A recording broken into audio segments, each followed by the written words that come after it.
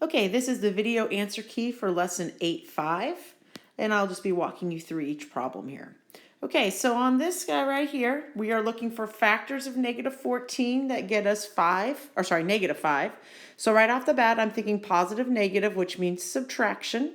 Okay, so I'm thinking 2 and 7 kind of pop into my head right away, and then I would need a negative 7. So when I take 2 times negative 7, that gives me negative 14. If I take 2 plus negative 7, that gets me a negative 5.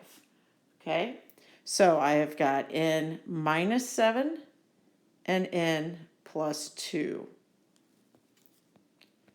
Okay, number 2, I'm looking for factors of 64 that get me 16.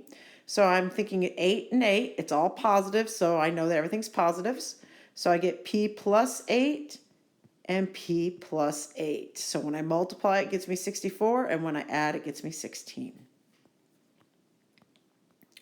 Okay, so on this guy, number 3, I'm looking for signs here. I've got positive, positive, or negative, negative. It's going to have to be a negative, negative to get to that negative in the middle. So if I'm thinking about 3 times 9, so when I multiply a negative 3 and a negative 9, that gets me 27. And when I add negative 3 and negative 9, that gets me a negative 12.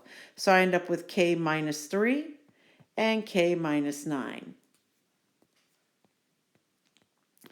All right, so on number 4, I'm looking at my signs here and I see a positive, negative. That's the only way to get a negative 28. Different signs, we're going to subtract.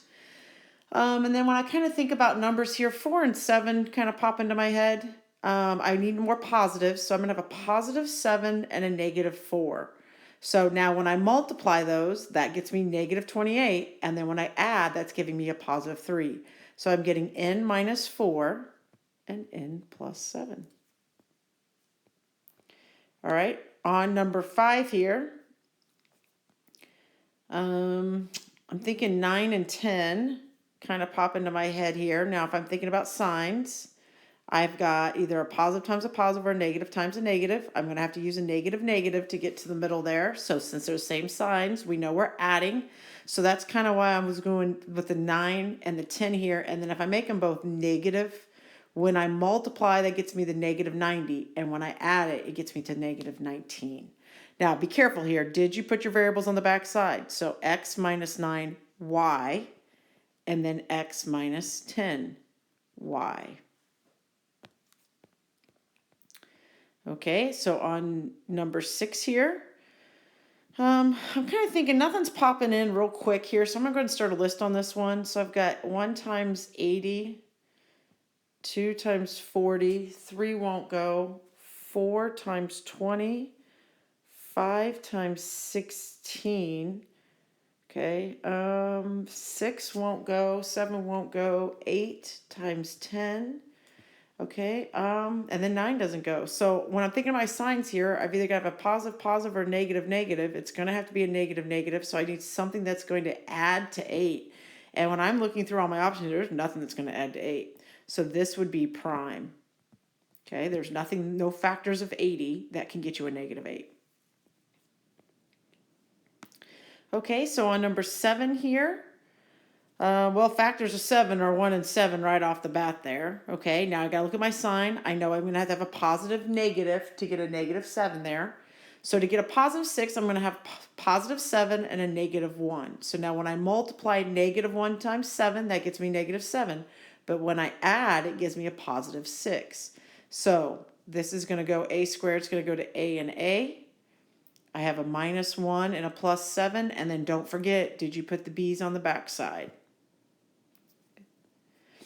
Number 8. Okay, so now on this one, again, you do not know how to solve something with a number out front yet, so you need to go ahead and just pull a 2 out. So I'm going to get a squared minus 10a plus 9.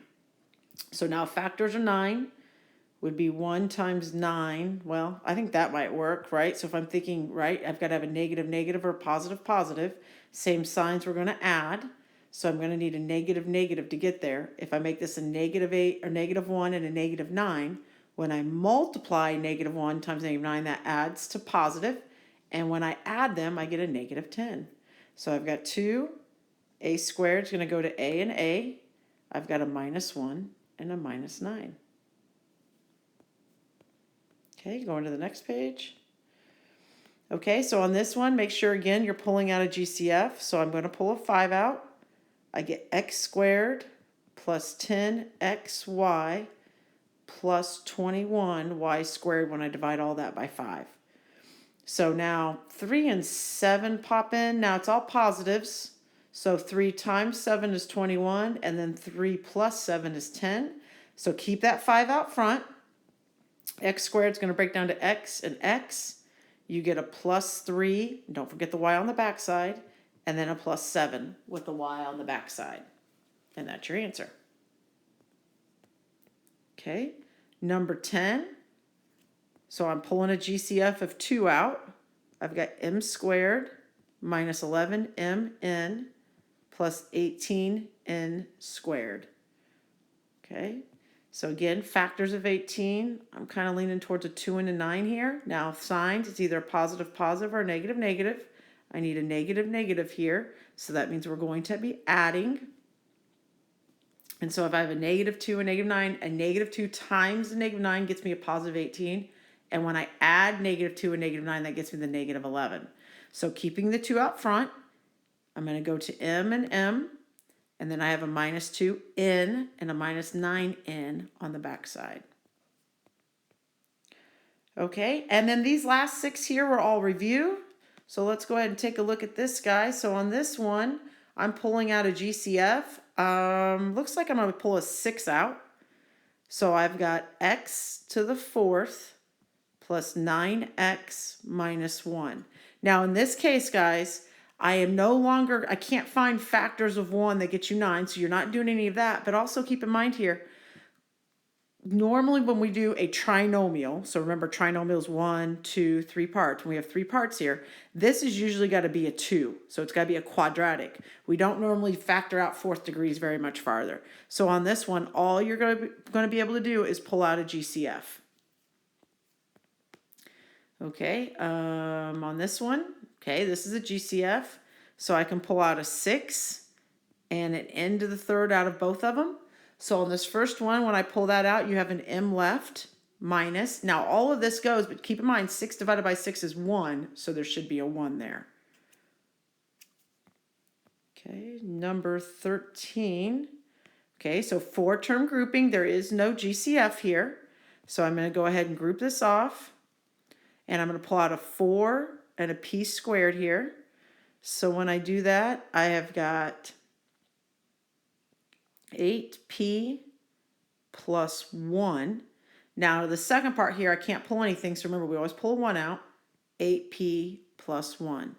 So I get 4p squared plus 1 and 8p plus 1. Now guys, you have to still double check. Okay, here, can you square root the 9 or 8? No. And you have an exponent of 1, which means you can't break down. But you got to look here. Can you square root? Yes. Can you square root? Yes. But the kicker here is it's got a plus sign, which means we can't go any farther. If this was a negative in here, that means that would have been a difference to squares and we should go farther. Okay, on this guy. All right, first thing I'm doing is I see they're all ending in 5, so I'm pulling a 5 out to make these numbers smaller. So I'm going to pull out a 5. I'm going to get 15n to the 3rd minus 21n squared minus 5n plus 7. Okay, now I'm going to go ahead and group. So on this one, I'm going to pull out a 3 and an n squared out of that first grouping there. I'm going to get a 5n minus 7. On the second grouping, I'm going to pull a negative 1, and what that's going to do is flip my signs over so that my insides match, because remember, your insides have to match. So now we do a rewrite. Oh, and keeping in mind this whole time that 5 is still out front there. So the 5 is going to stay out front. I'm going to go ahead and put together my outsides and get 3n squared minus 1 and 5n minus 7. Now I have to confirm, can I break this down? Well, the answer is no. We have an exponent of 1. Can I break this down? Well, all of this is good, but you can't square root of 3. So there's nothing more I can do here. So this is my answer. All right, number 5. Okay, so on this one, it doesn't look like there's going to be a GCF. So square root. Yes, I can square root both. Do I have a negative in the middle? Yes, I do. So I have a 6k minus 5 and a 6k plus 5 because this is a difference of squares. Okay, on number 16, looking at this, I can't square root 3's, but I can definitely pull a GCF of a 3 out. So I'm going to go ahead and do that. Let's pull out a 3. We'll get x squared minus 1. Now I've got to check. Can I square root? Yes. Can I square root? Yes. Do I have subtraction? Yes. So we take it further. So we have 3. X squared is going to go to x and x. We have a minus 1 and a plus 1. And that is going to be your answer since this was a difference of squares. All right, that concludes this answer key.